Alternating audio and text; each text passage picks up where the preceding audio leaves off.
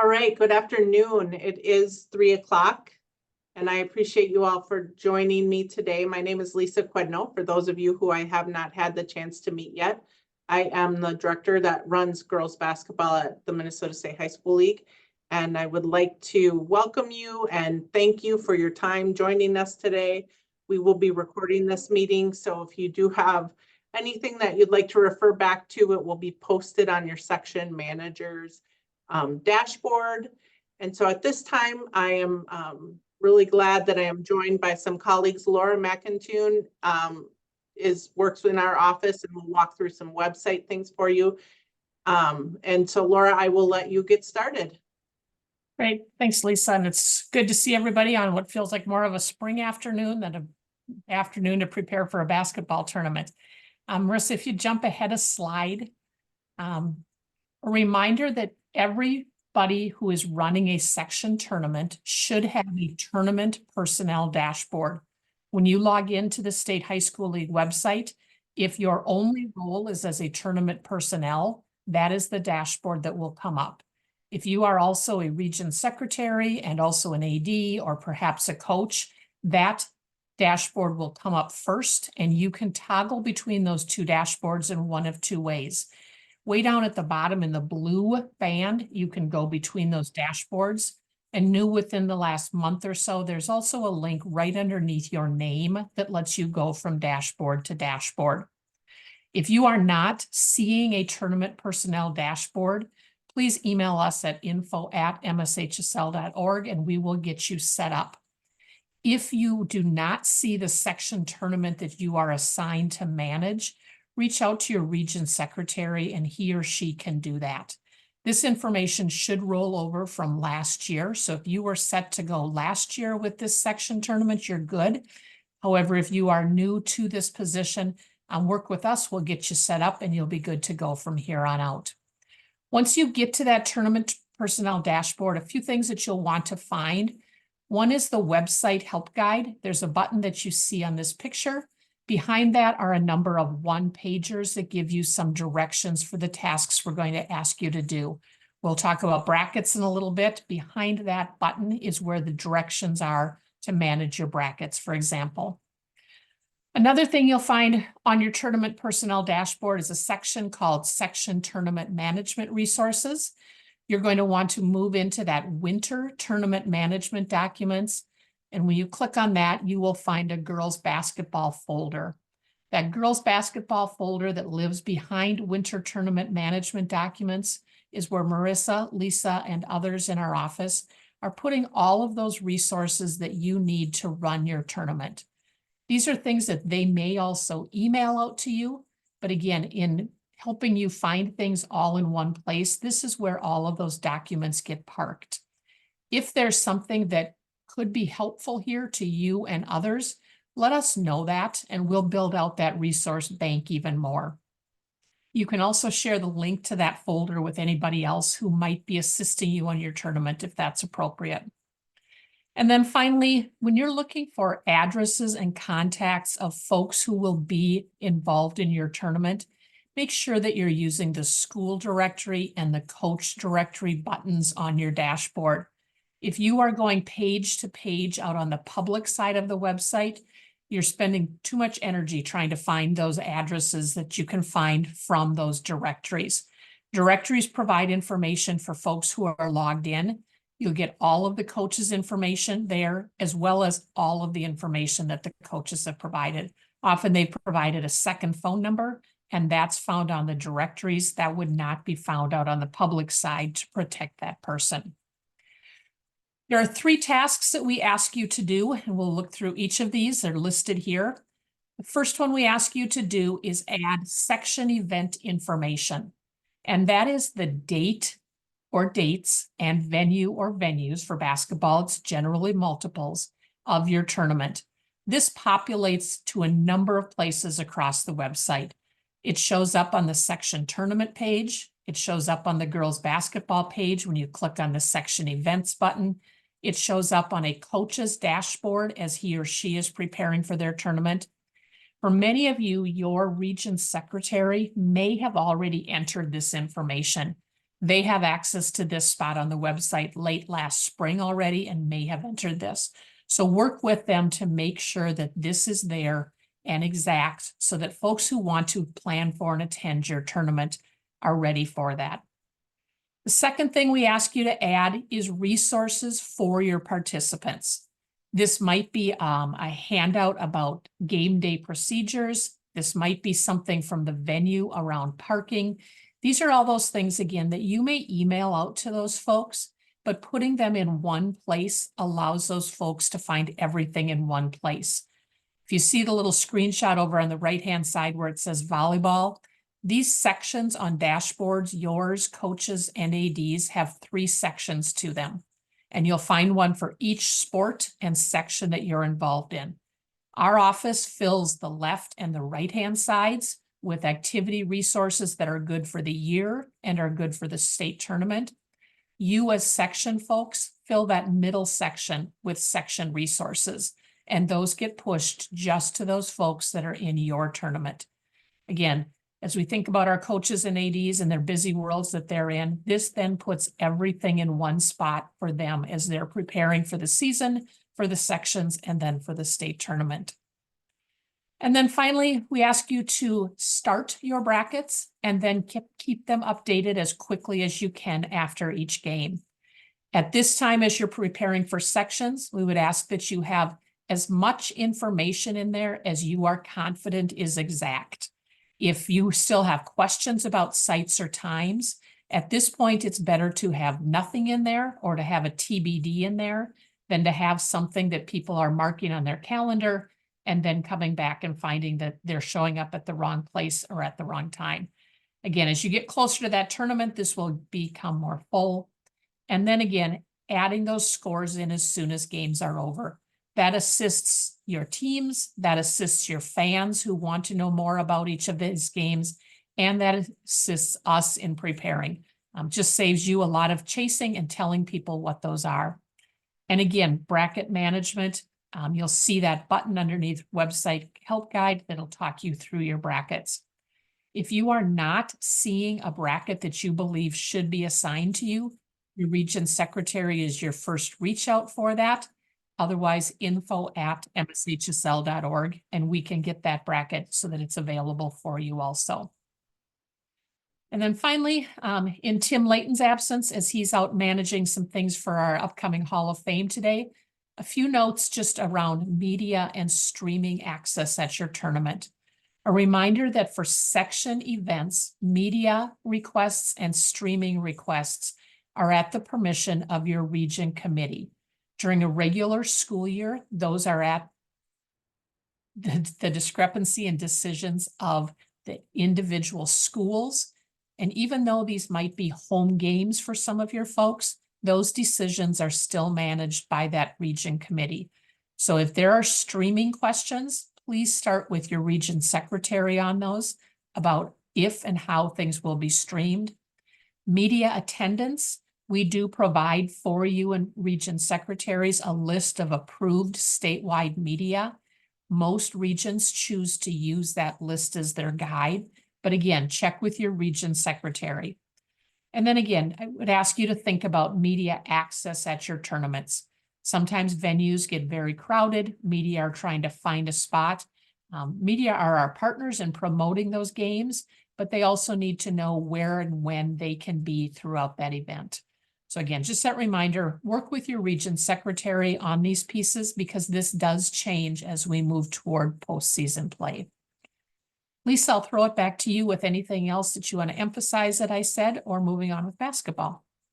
Fantastic, Laura. And I know that as you guys work through your tournaments, Laura mentioned before, but our public really looks to those brackets to see as teams advance who's going where and making sure those are accurate and as up to date as you can, making sure you have that communication line. Marissa, if you want to click to the next slide, that would be great. And that's really important to make sure you know who's managing your tournaments at the site level. Many of you use Hyde Seeds and school districts to host your tournaments, really identifying someone as a site manager for those early rounds to make sure that someone other than someone on the coaching staff is in charge of the event.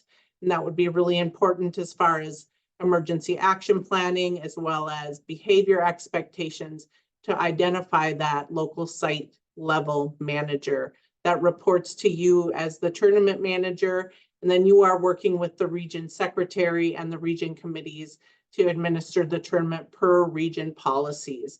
Then your region secretary is always welcome to reach out to me. Many of you also have my contact information, and I'm happy to work with you, wanting to make sure your region secretary is also included as a part of that communication.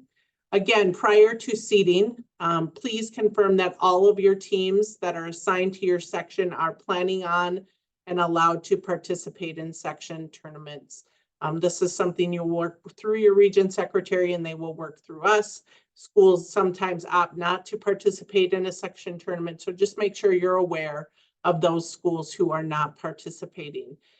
Identifying those site managers that I mentioned before, and making sure that they are to contact you if there are any questions or concerns. Jump to the next one.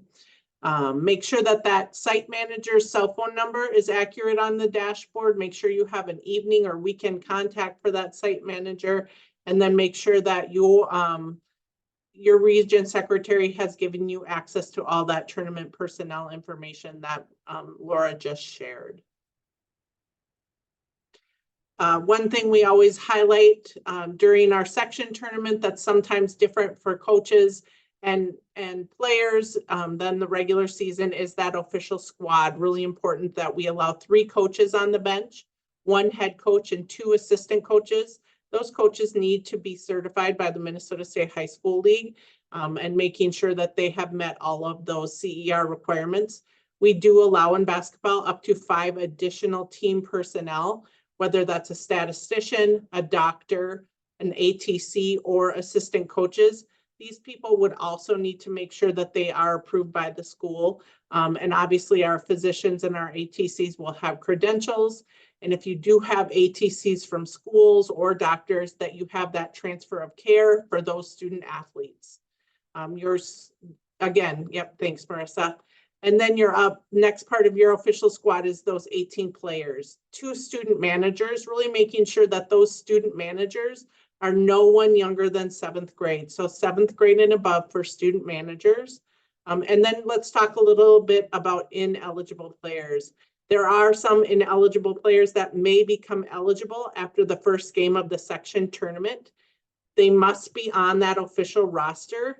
Also, really important to note that ineligible players are a little different during the postseason than they are during the regular season. Ineligible players, if a student had been ejected for the next game and it does happen to be a postseason game, that student is not eligible to be on the bench, in the bench area, or in uniform. So that's sometimes a little bit different than during the regular season. So make sure you're communicating with your region secretary and those schools if you have those ineligible students that may become eligible for some part of the section tournament. I just talked about that too, making sure that we are aware of ejections. If you do have an ejection that happens during your section tournament, that you're communicating with your tournament manager, and your tournament manager reports that to Marissa. Marissa's on the call today and works with me with girls basketball. So it's really important that the officials also complete that incident report form. So if you are managing a section tournament and you have a student ejected, making sure you're communicating with the officials assigned to that game, that they have completed the Minnesota State High School League incident report form, so we become aware as well. Medical protocols. Make sure that you are reviewing and discussing the medical protocols as well as our medical protocol documents. We have a new spot on our website, health and safety, and it's on the very top of our website, and many of our medical protocols are underneath that tab. That's a great resource for you to really view where we are with the return to play protocol, making sure you're identifying school personnel medical staff versus your tournament staff. If your region has hired medical personnel, make sure that you identify them and that they communicate with the school personnel, and make sure that you have that release of care documentation. Also making sure that your tournament staff is the staff who is assessing the return to play protocol. As if a student would be injured or say concussed during one of your region tournaments. General information, if you have inclement weather, which it's hard to imagine at this point, but we all know what March looks like in Minnesota. Make sure you're working with your region secretary as well as your region committee to make sure that you're aware of your protocols in place for inclement weather and really working on good communication to schools as you move through those challenging events. And then merchandise, only region approved merchandise can be sold at section games. So making sure you're communicating with schools so they're not having special events or other things that are sold during a section game. It gets a little gray when they're used to hosting home games during the regular season versus now hosting a high seed section game. So really making sure you're communicating those expectations with schools. Lisa, this is Jim. Yeah. That merchandise question there, and in the past, they have not allowed things that they've done at home games like split the pot. Correct, Jim. Yep. So You there wanna should touch be. on that. Yep. Thanks for the question and a really good point. They should not be running any regular season booster club type events during those high seed home games. It's really important that this is a different type of game run by your section, your region, and ultimately the Minnesota State High School League. So those things should not be happening during a section game. Really great point. And I will definitely take other questions. I just wanted you to help us highlight some things. In the past, many of you were familiar with packets. We don't mail packets anymore. Now things are very much electronic. So please note and remind schools as they're beginning to qualify and as you get to the end of your section tournaments, we are going to be asking for schools to provide some information prior to the completion of your section tournament. And that will all be sent electronically. That will also be available on coaches' dashboards, just like your tournament manager dashboards. They have a dashboard that will list some state tournament things that they may need to turn in ahead of time, as well as ticket information. And then we will have a participating schools qualifier meeting on Sunday, March 10th at 12 o'clock. The qualifying schools will get an email from the league as they qualify, informing them of this meeting, as well as giving them some information that they need to complete prior to this meeting. And then team seating will be due Saturday, the 9th by noon, as well as the rankings would then be due on Sunday, the 10th. So we would make sure that coaches are looking at their emails really closely during that time for information from the league. So those are the big highlights of running section tournaments. Again, I really appreciate each of you.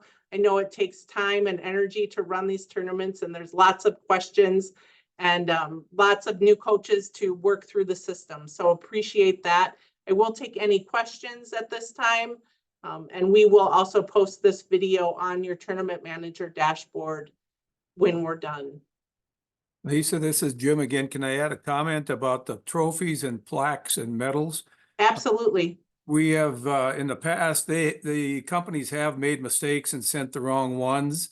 So I know I've gotten mine. I've looked at them for 8A, and mine are correct. But an idea is to open that box now and make sure that you've got the right date on it and the right section number on it for you, because they've had some issues with that in the past. Really good point, Jim, and I will add those to my slides for next year to make sure I highlight that. I appreciate that. And making sure you're looking at those trophies and medals. Should there be any issues and you open that box this week and you have it, please let us know at the league office so we can work with you. Fantastic questions. Yep, go ahead, Tom. Tom Bauman, item of clarity on bench personnel. Just making sure we're still with 3 coaches on the immediate bench, and then the other 2 personnel are seated behind the bench? Correct, Tom. Yep. So they can have a stats person and up to 2 other coaches behind the bench. Thank you. Yep.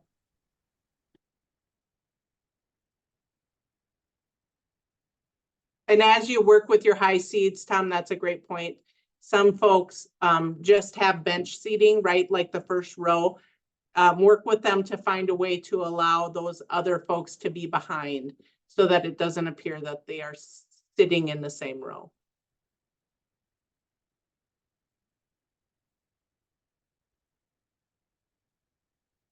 Any other questions? Fantastic. Well, again, thank you very much for being a section tournament manager for our girls basketball tournament. We look forward to hearing from you and seeing all the great games and results that you post. If you have any questions, please reach out. Have a great day. Thanks so much. Thank you, Lisa. Thanks, Jim.